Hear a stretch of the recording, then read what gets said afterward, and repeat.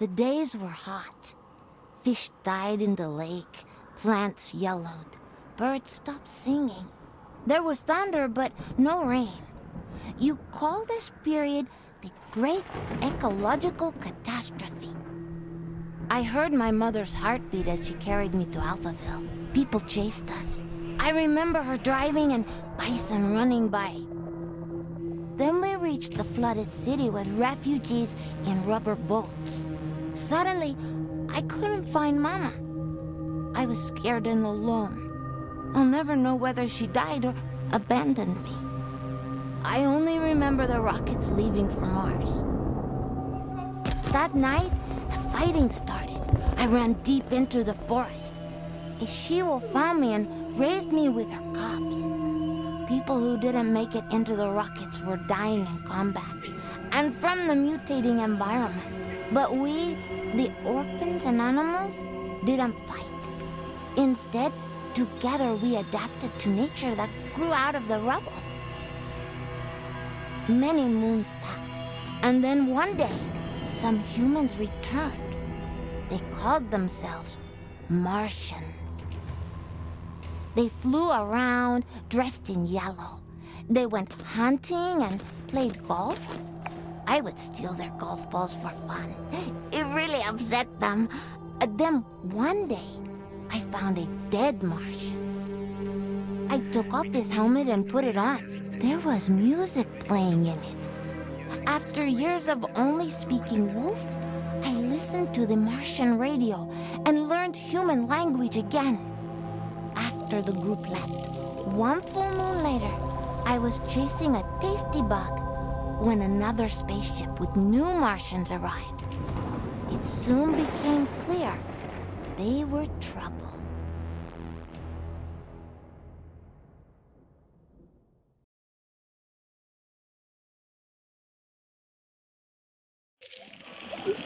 Greetings, all you Tesla City Martians out there. You're listening to Radio Nostalgia from Mars, the show for those who miss a morning run in the park, slurping minestrone soup, sailing with the wind in their hair, singing in unison with thousands of people at a music concert, or smelling the coming rain. In other words, a show for the long-lost days of Earth.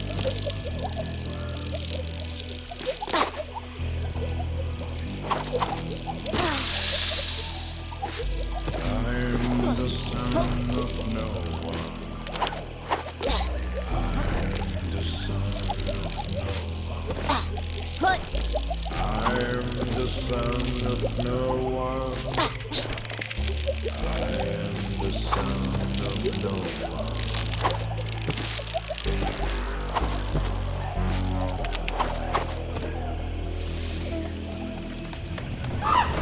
Mutant of tomorrow. Got no time for sorrow.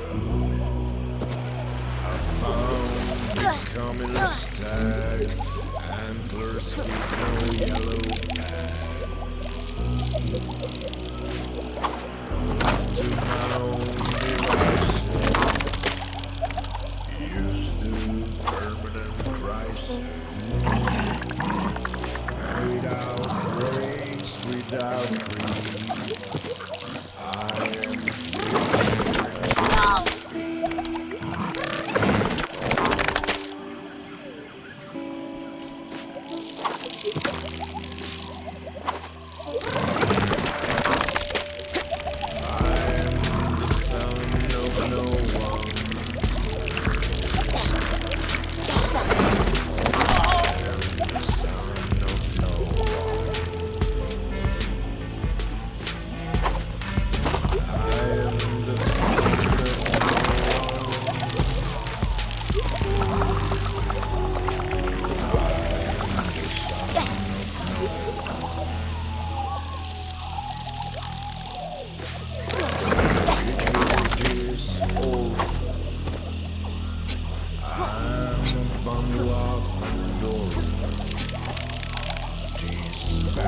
bastard will overcome even the Armageddon. Lungs and legs propel me. You cannot buy or sell me. I move through life like water. No one's son, no one's daughter. I am the son of no one, the son of no one. I am the son of no one. I am the son of no one. Starting off the show with Son of No One, a song I'm fairly certain resonates with many of us orphans of the earth out here in the stuffy depths of space. Speaking of stuffy air, please don't attempt to open portal windows to let some fresh air in. It's unbelievable that we have to mention this, but we're living in pressurized domes, people. Breathing recycled air is just the new normal. In totally unrelated news, the memorial of Baroness von Wullenschütz will be held in private, and her family asks gold diggers and paparazzi to respectfully stay away from the funeral ceremony being held in the Section C cafeteria on Deck 3 at 7 p.m. Dome time. All right, on with the show.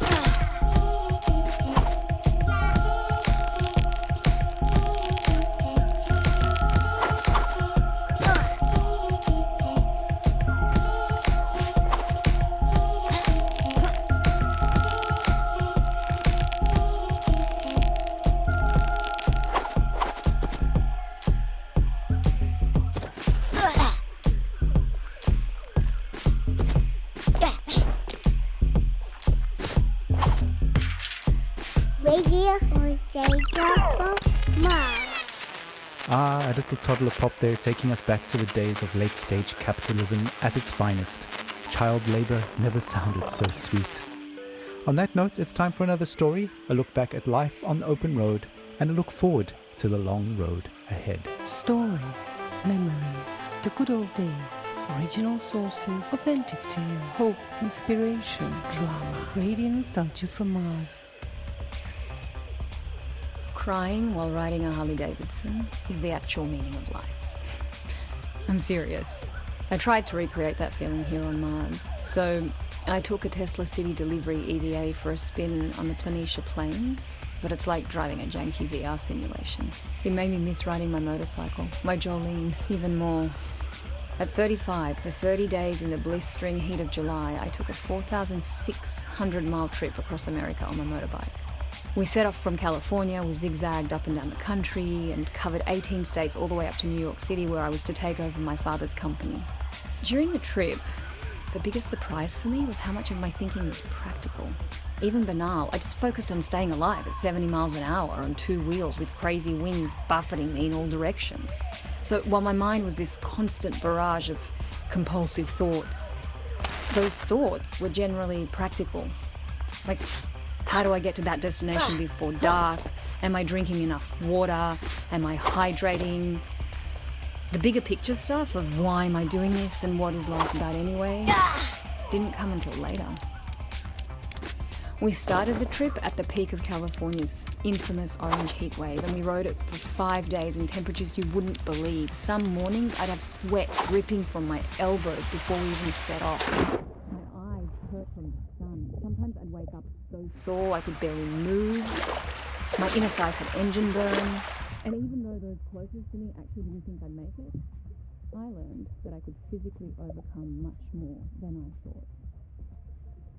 So after that rite of passage, I knew I could take over the company. Instead of being an entitled little brat whose father would pay for her theatre career, I turned the company into a $1 trillion business. And now, here I am with my family on Mars, among the last representatives of humanity in the universe. But aside from this high-minded idealism, life has no meaning. Because of these damn EVA suits, there's no wind on the highway here. No open air solitude that makes you feel one with the world like back on Earth. On Mars, even if you manage to get outside, you're still trapped in a bubble of your own stale air. No matter where you go, isolation clings to you. But unlike the open road, it's an experience of void, of wholeness. There's no dancing asphalt in the heat, and no neon-lit diners, and 2 a.m. omelettes with green bell peppers and yellow cheddar with a side of burnt hash browns, greasy bacon and black coffee. Instead, there's this barren rock and strictly monitored oxygen levels in sterile domes. We live in bubbles within bubbles. I admire how far we've come and how resilient we are, but I wonder, maybe we're just fooling ourselves. Just like during my epic ride, we've mostly figured out the banal questions about water and food and sanitation, and now the greater questions are looming. What are we really doing? What is our future? And what will the meaning of life be for my kids? At any rate, the point is, that's all. Thanks for listening. Thank you for taking us on that ride with you, Bojana. Your story is an inspiration for all and reminds us to face our difficulties head on and to value the small things in life, even out here on Mars. Motorcycles, grief, wind in the hair. What better way to remember than with some psychedelic rock for the road? Radio nostalgia from Mars.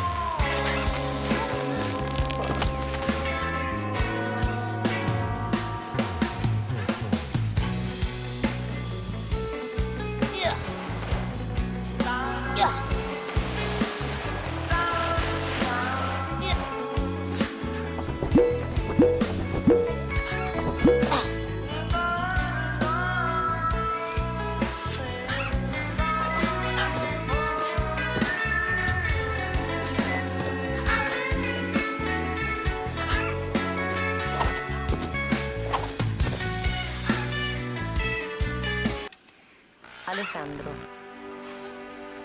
¿Sí? el bebé no es suyo.